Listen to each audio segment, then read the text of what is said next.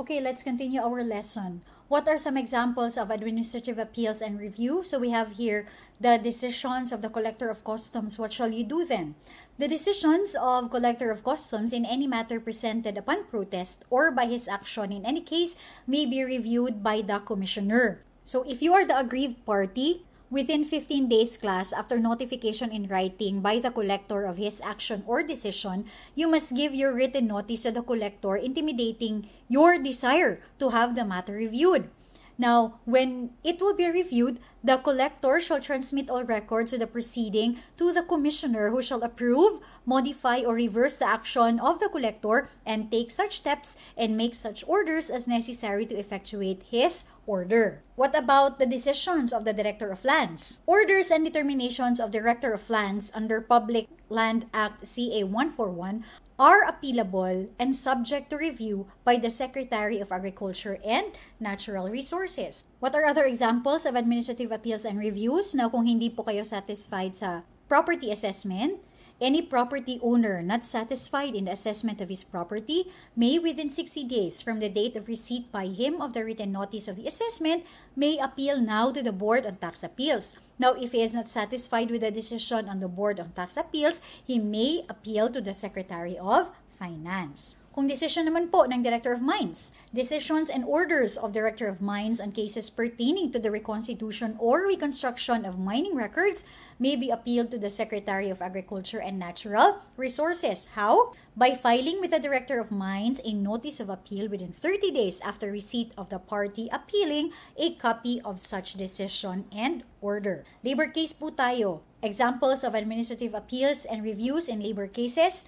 Article 260 of the new Labor Code or PD 442 states that any party to a certification election or CE may appeal the order or results of the election to the BLR on the ground that the rules and regulations or parts thereof established by the Secretary of Labor for the conduct of the CE has been violated. So appeal shall be decided within 15 working days. Article 264 states that decisions of the NLRC on a dispute certified to it shall be final and executory unless, appealed to the Secretary of Labor within 10 days from the receipt on any ground of grave abuse of discretion amounting to lack or excess in jurisdiction. Is compliance with the period provided by law for perfection of an appeal mandatory or jurisdictional? What is the answer? Compliance with the period provided by law for the perfection of an appeal is not merely mandatory but also a jurisdictional requirement.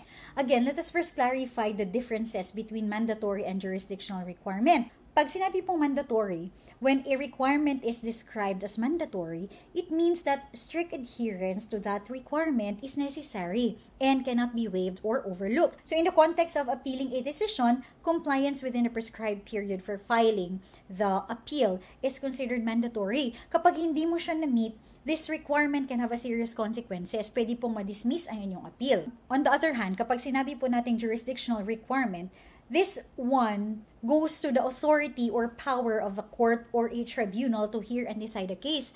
In other words, class, it pertains to the court's jurisdiction or the administrative body's jurisdiction over the matter at hand. So, compliance with the jurisdictional requirements is also crucial because kapag hindi mo po siya na-meet, the court or the administrative body may lack the authority to entertain the case. In practical terms, if a party class fails to file an appeal within the statutory period, the court or administrative body may consider the appeal jurisdictionally defective and potentially leading to its dismissal. So for example, class, where an individual is dissatisfied with a decision made by the Civil Service Commission regarding their employment, that individual may file an appeal with the Civil Service Commission Appeals Board or the CSCAB. The CSCAB po is the appellate body of the CSC's decision. In this case, class, in this example, the Philippine law may stipulate that any appeal of the civil service decisions to the CSCAB must be filed within 15 days, for example, So this period is prescribed by law and is considered mandatory for the perfection of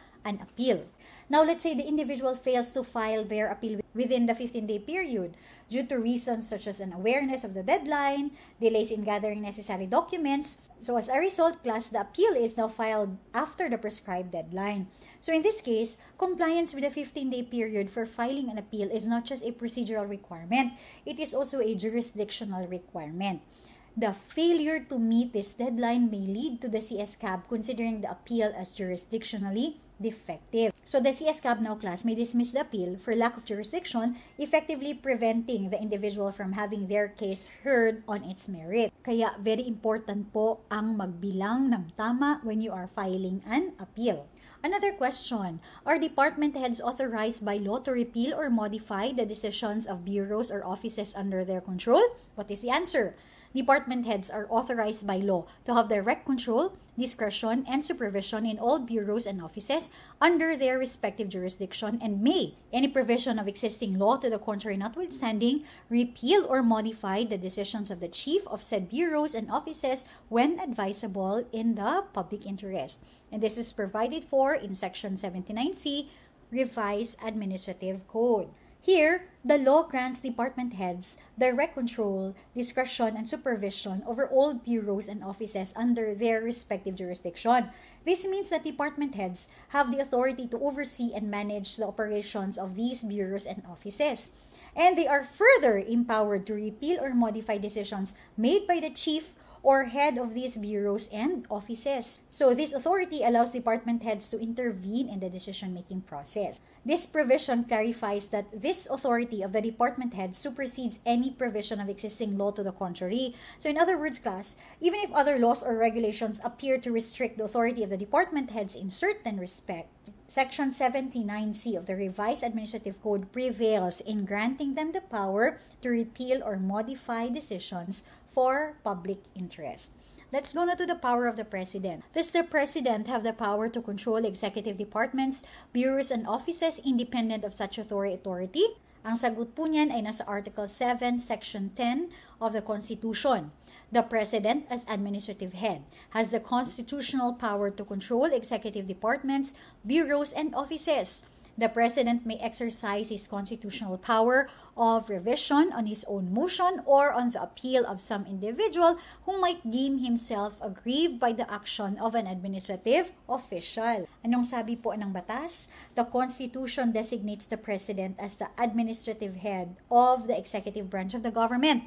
Hence, this grant the President broad authority over executive departments, bureaus, and offices, making the President responsible for the overall management and direction of these entities. That is provided for in the Constitution. Kasali po dito ang pag-exercise ng President of the constitutional power of control through various means. Pwede po siyang mag-revise, mag-modify ng decision, take actions, make policies of executive departments, bureaus, and offices. More importantly, class, the President also have the power to control executive department. This means that the President's authority in this regard is derived directly from the Constitution and is not limited by statutory constraints. Sige daw, let's illustrate the President's power to control executive departments, bureaus, and offices. So for example, the head of the Department of Health announces a new policy and it aims at restructuring the distribution of healthcare resources, which involves reallocating funding away from rural health clinics to urban hospitals. So upon learning about the new policy, the President reviews the decision and determines that it may have adverse effects